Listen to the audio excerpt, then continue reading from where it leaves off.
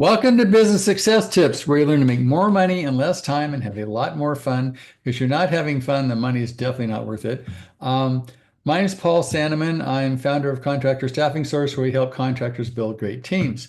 I have as my guest today Cary Blackburn with a cool background. It's actually not artificial. I think it's actually his office, right, It is Cary? actually my office with a Okay, whole because bunch of junk nowadays you items. never know whether people are real or backgrounds are real. Everything is like AI has gotten really good, right? Oh yeah, see everything moves back here. See, Oh, there it is. It's not a pretend. That's all it's cool. real. So now you're with HVAC Grow. Can you explain me a little bit of the background, how you got into it, and what HVAC Grow does? Sure. HVAC Grow is one of the two main industries, or one of the two main websites that we do for the home service industry. So we work primarily in HVAC and roofing, but we have worked in other things like remodeling, plumbing, artificial turf. So the main business name is called Results Grow because when we originally started, it was just focused on HVAC. And the reason for that is that my business partner was originally an HVAC business owner. He had that from 2007 to 2017. I did all his marketing for him with the company I owned previously. And we started talking, saying, hey, after he sold his business to a large national or international company, I said, hey, we should probably get together and start doing this type of marketing for HVAC business owners, HVAC businesses, because of what we've learned and what we know what works, and more importantly, what doesn't work. So at the end of 2019, we formed the company, sold my other business, and we've been building this since then. And it went from HVAC to roofing very quickly because we had a client that was doing HVAC who said, hey, can you help us with roofing? And we jumped into doing marketing for them, and we've expanded a little bit since then. But primarily, it's HVAC and roofing, but obviously, any home service industry, this what we do applies for that as well. Okay, so you said you found out what works and what doesn't work. Well, what works and what doesn't work? Well, it used to be that SEO worked very well. And with Steve, my business partner, his business, we really built that beginning in about 2012 on SEO. And his business was in the Vancouver market of Canada, and Vancouver's very spread out. So he came to me, we met at a Chamber of Commerce presentation I was doing, and he came Mhm. to me and said, hey, we want to rank in all these different areas around Vancouver. So that way, if somebody's doing a search in one suburb or another suburb, he gets found. And I said, hey, this is what you need to do. So we did SEO, and it exploded. Like, he was getting to the top of every search. But what's happened with SEO, and again, you could still do SEO, it still works. It takes a lot longer and it's more difficult.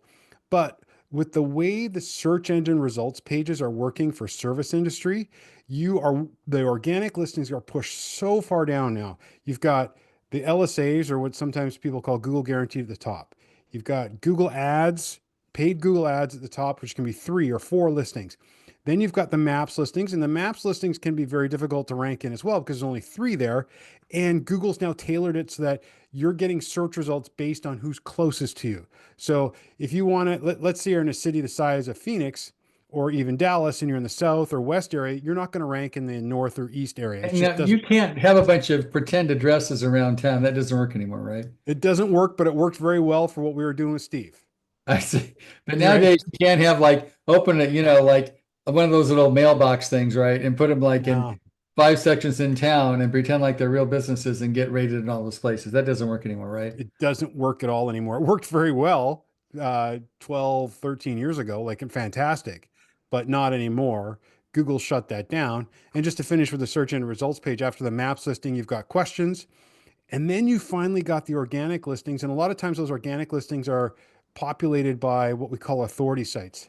I don't want to advertise for other ones here, but you can get the idea of when the ones that start with Y, the ones that start with A that are at the top, or even H, they take a lot of those listings and you get pushed down below them.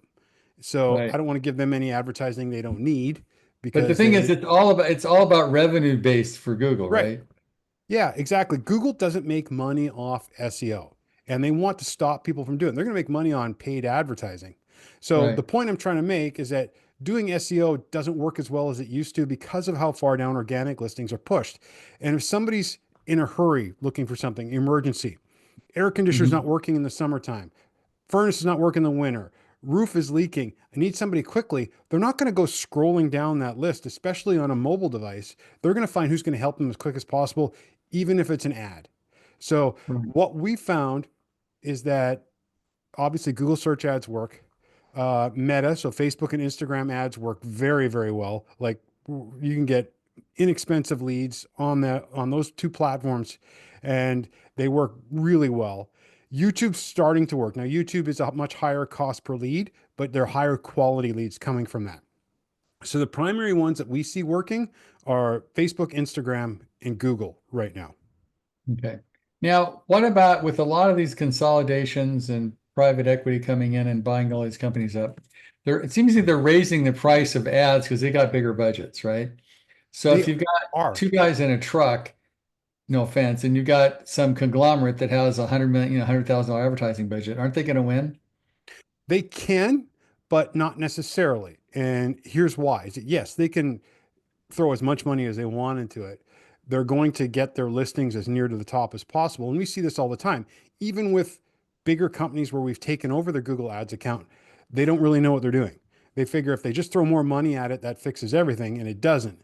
It's all about being relevant to what people are searching for. So, for example, I'll give you something like roof replacement. If somebody's looking for a roof replacement near me, you want to have that keyword would be set up specifically within an ad group about near me searches for roof replacement, whether it's roof installation, roof replacement, because those are relevant. Ads that are relevant to that search. So if somebody's searching for that, they want to see an ad relevant to that, and then they want to go to a landing page that's relevant for that. A lot of these big businesses who don't really understand how to format this, they send them to the homepage. Now their homepage can have it can look great, but if it's really general, where it's roof replacement, roof repair, metal But you're roofs, not going to work, you're going to get confused. exactly. You don't want to confuse the people along the way. And Google rewards you for by having a lower cost per click based on the relevance of your ads and your landing page to what people are searching for. So you can beat the big conglomerates and the private equity firms that have bought these companies by doing it correctly. And we do that all the time with our clients. And so it works well if you're doing it that way. Okay. Now, what about, ChatGPT and some new Perplex? There's some new AIs are coming up. Do people use that at all for looking for stuff like ask, ChatGPT, where's the best roofer near me? Or is that not relevant? It is happening. And right now, because of ChatGPT working with Microsoft, that's more relevant to Bing. And you're going to see more and more of that. So, the one thing that Steve and I have been bantering back and forth on is that do we need to start focusing on, and forgive me because I kind of swallow hard in this, choking on it, thinking that we have to do SEO for Bing, but that might be the case with Chat GPT if people are using that to search. Uh, yeah, it's kind of thinking that, but also when people use AI to search, they do very long-term searches. I don't know if you've seen that before, is that they'll do something like who is the best roofing company or who is the best HVAC company with 4.5 stars or greater in this area. So it can be a little bit more difficult to optimize for that because you're thinking of a really long search phrase Right. or sentence.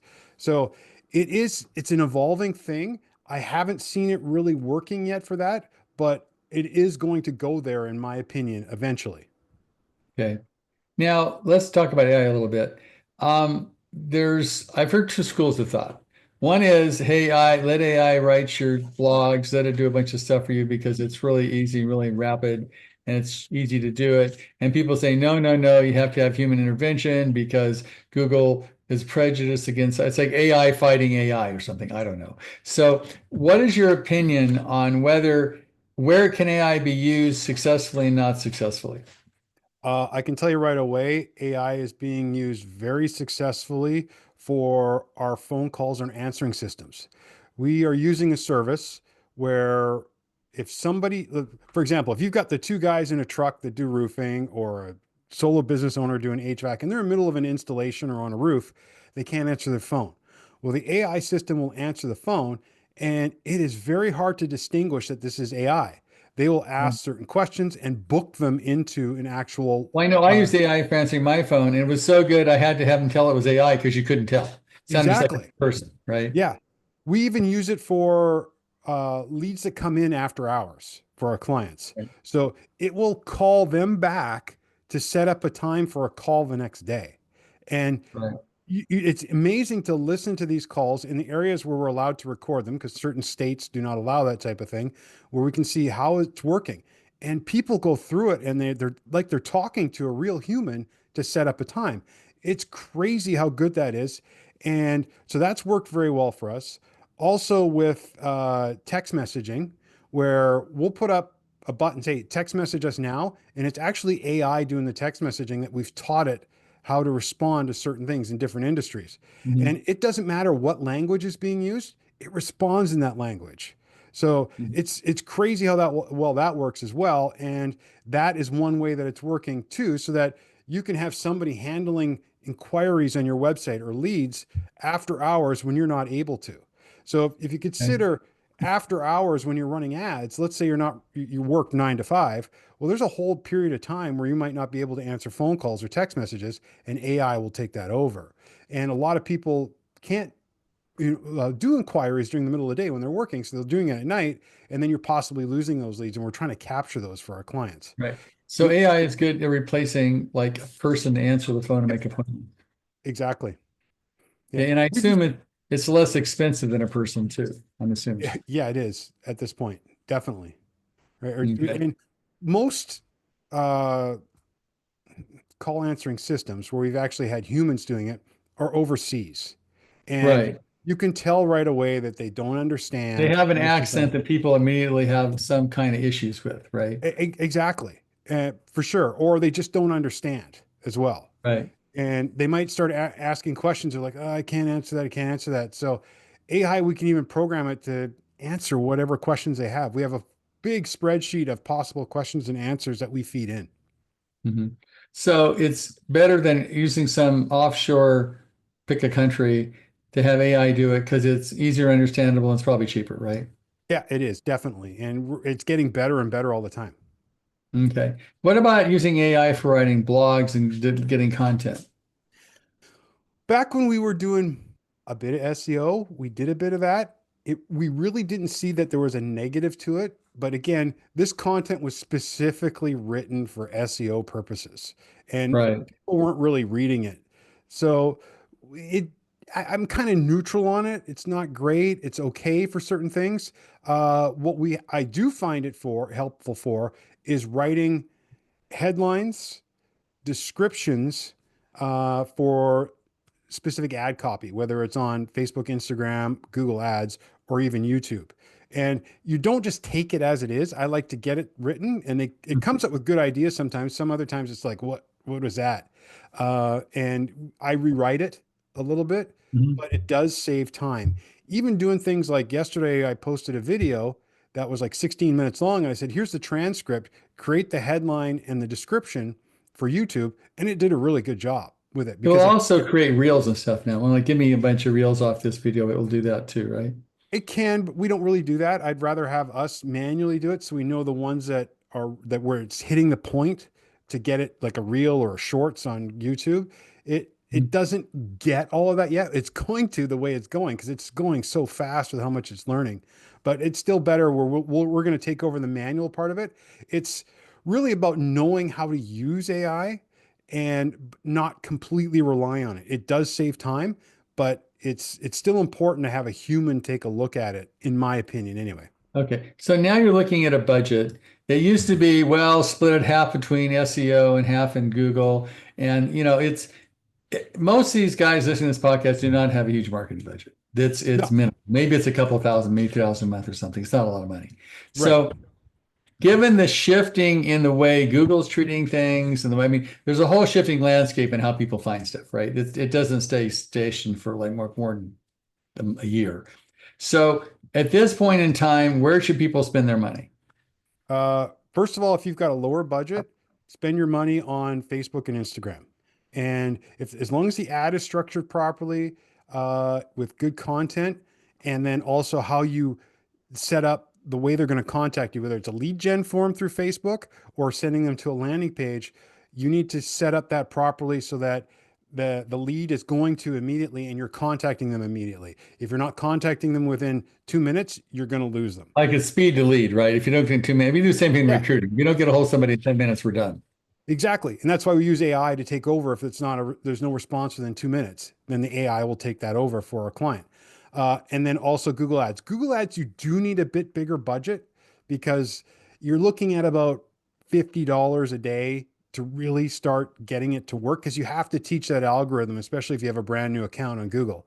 But the least expensive way to get started is with Facebook and Instagram.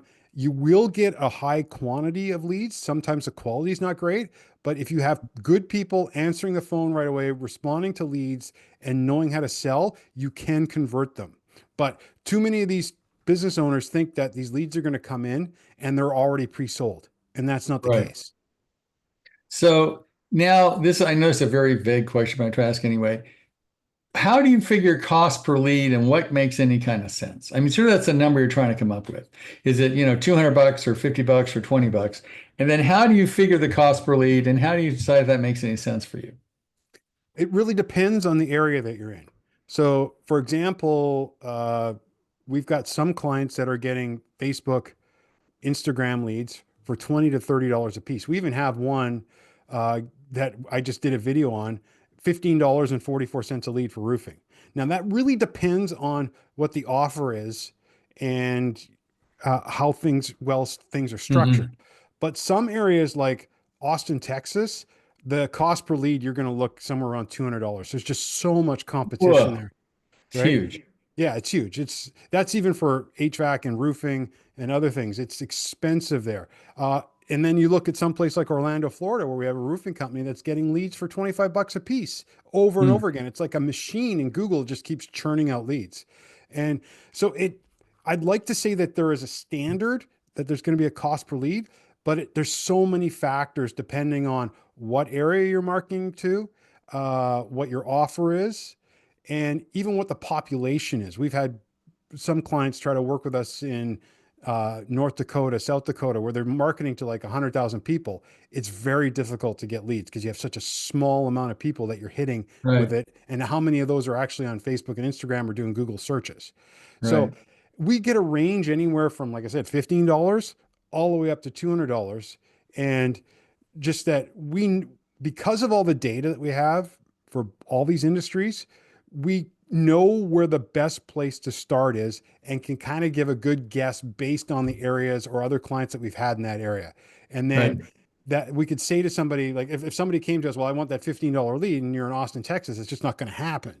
But Right. we're going to say, here's what we're finding in this area because of the hundreds and thousands of clients that we have and the data that we have.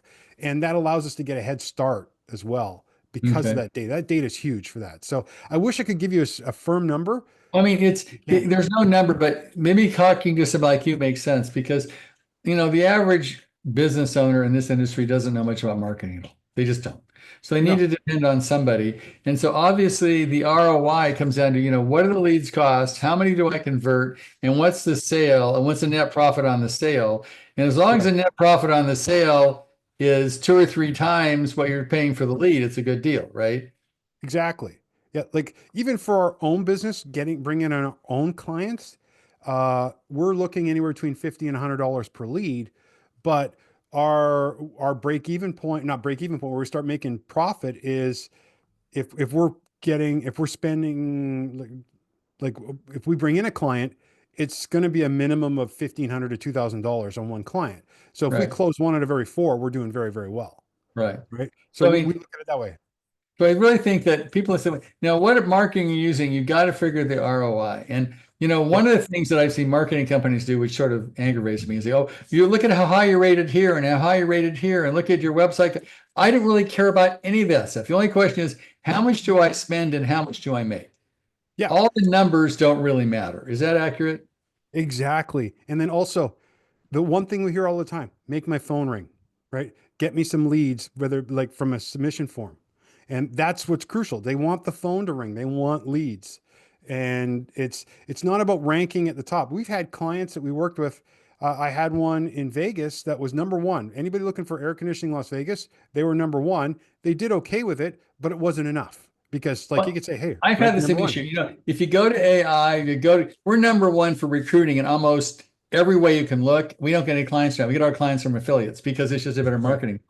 So I think you Exactly. need to look at the money you're spending and the money you're getting back. And if it doesn't have, I'm just going to say at least 3 to 1, you're not spending the money right. Would that No. sound right to you? Yeah, and SEO, I mean, if you're going to have any kind of results, you're probably looking about $2,000 a month, and you're Right, probably not going to get any leads from it for at least a year, and that's optimistic, possibly right. 2 years. So you've thrown out $48,000 with maybe one or two phone calls from it. That's not going to make you Obviously. money. And I think what you bring up a good point, Cary, is that the market's shifting and it used to be 50% SEO, 50%, Google. I think now it's about 90, pay per click versus 10 on SEO because SEO is just getting dominated by the people that have the cash. Not just the cash, all obviously cash is very important, but also authority. So if your website has been around for 20, 25 years, like 25 years, you're looking at like that's like a fossil when it comes to a Mhm. website. You have so much authority built up and trust from Google that you're going to get to those top spots a lot of If times. you're opening up a company and you've been in business, a year, it's not going to work, right? Nope.